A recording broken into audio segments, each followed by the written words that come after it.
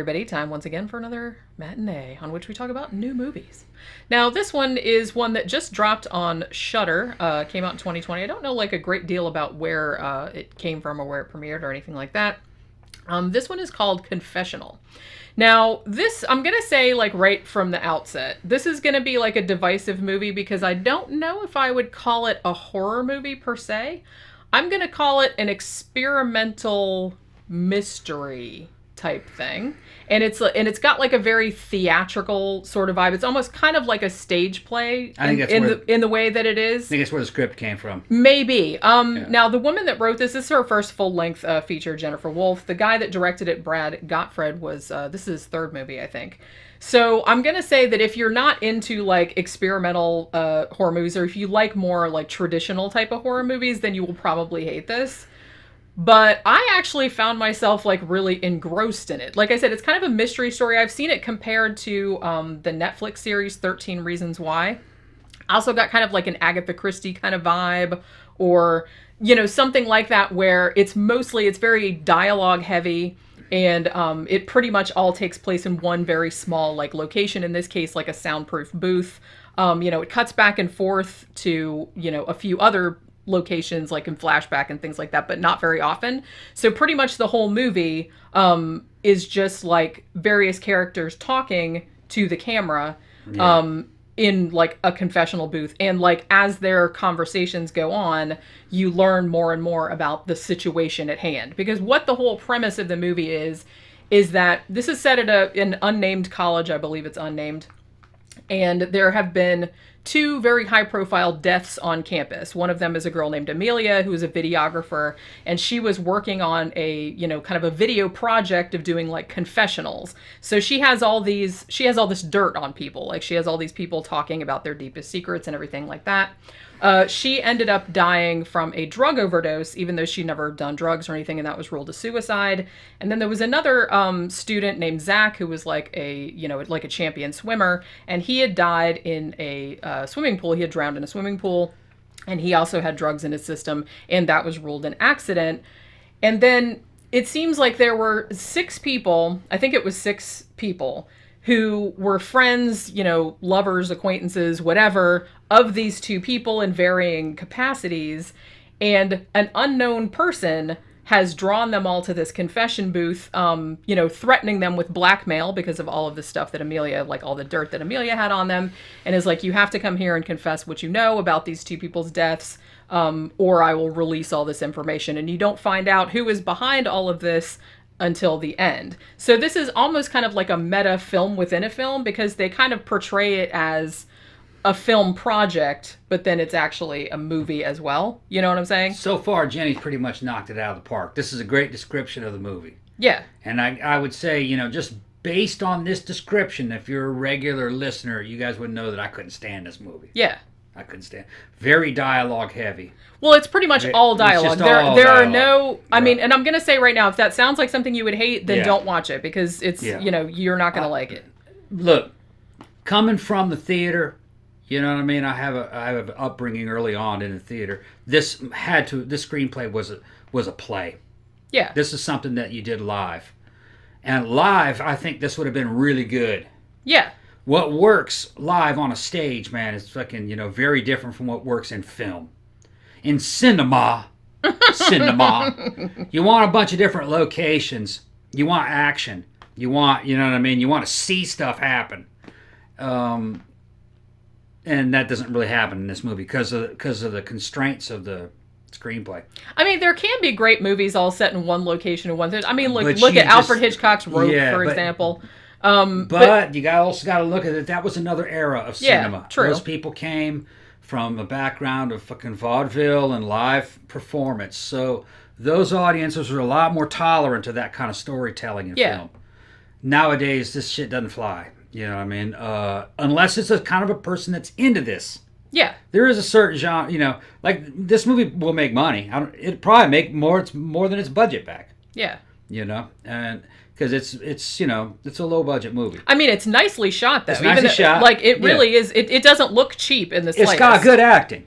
The acting in it, and really the acting in it, because a lot of the people have been in some big stuff. A couple of them have been in Dexter. One was on Criminal Minds, like all this stuff. So these aren't like nobodies. Yeah. And, you know, for the most part, like this is really an actor's movie in the sense that pretty much the whole entire time, all they're doing is looking at the camera and talking and having to like emote and express emotions and things of that nature. So I think they all do a really, really good job at doing that. If you're into this kind of stuff, then you might like it. If you're average Joe, a McDonald's style fucking film watcher, you know what I mean, you're not gonna like the movie most likely. Yeah, and I do want to say that if you're very into just a standard like horror movie or even a standard thriller or mystery type thing, tentpole movies where that's what you want, then you will not like this at all, because this is basically like watching. It's an artsy movie. Yeah, it's basically like watching a theatrical performance because it's all pretty much all in this booth.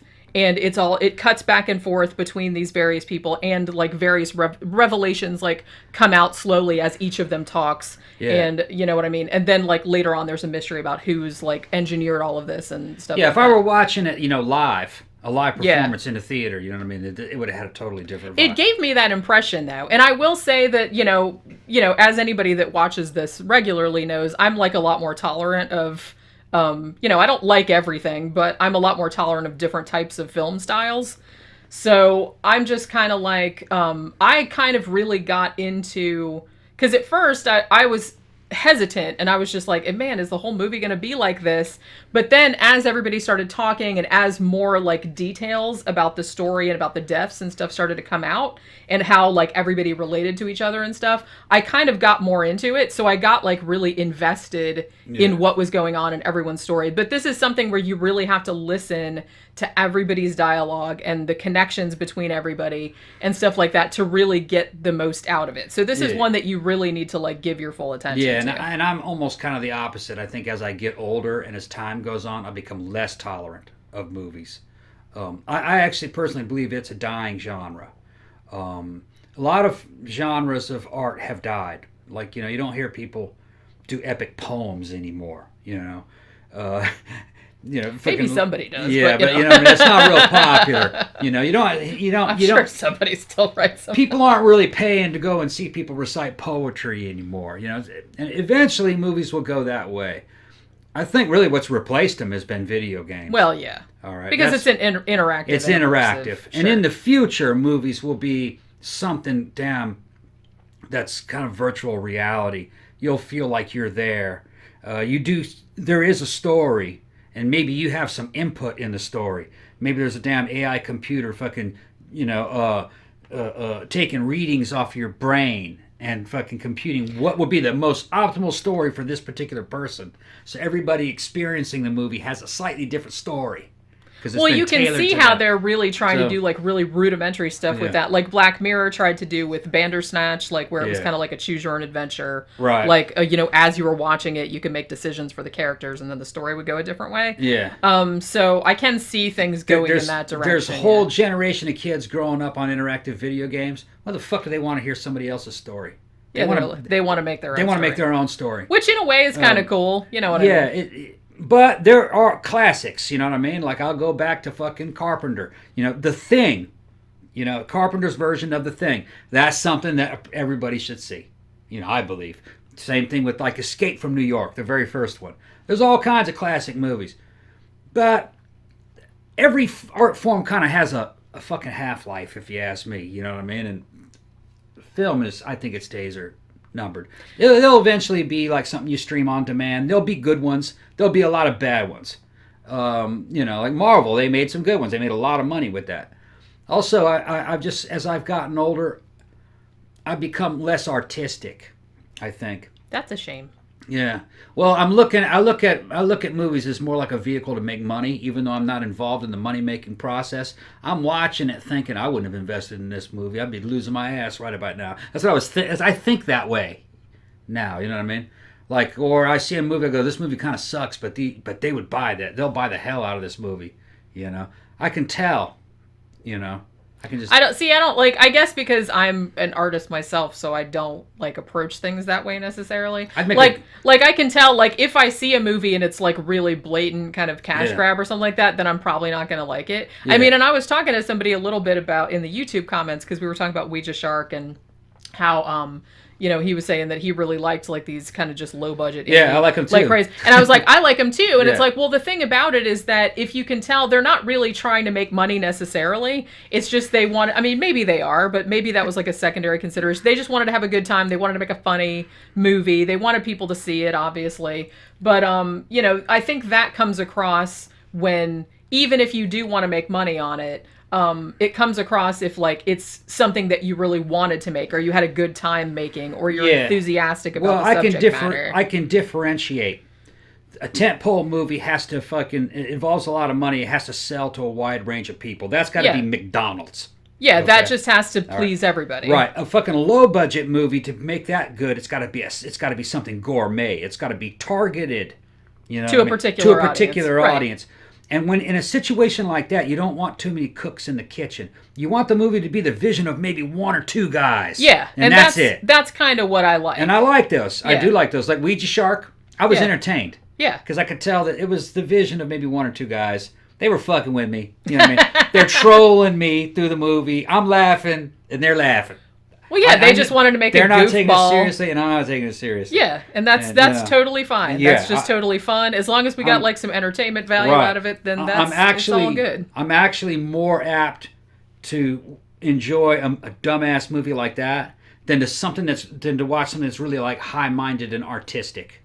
You know what I mean? And this movie, I think, is very artistic. I don't think it makes very good cinema. I think it'd be a much better stage play. I would actually be curious to see a live version of this. Yeah. Although, like I said, I think the more that I watched it, the more I kind of forgot that it was like a movie, if that makes any sense. Like because it gave me like a very theatrical sort of vibe, like in the sense of live theater. For me, movies about emotion and about fucking visuality and visual style. A good example would be like the John Wick movies. I fucking loved them. Yeah. There's a lot of action, a lot of color. It is very artistic. There was very tasteful color palettes.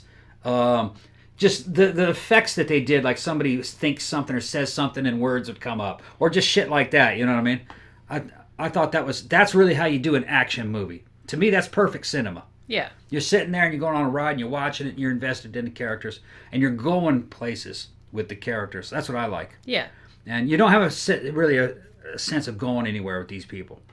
You're in one place the whole time, which that works on stage.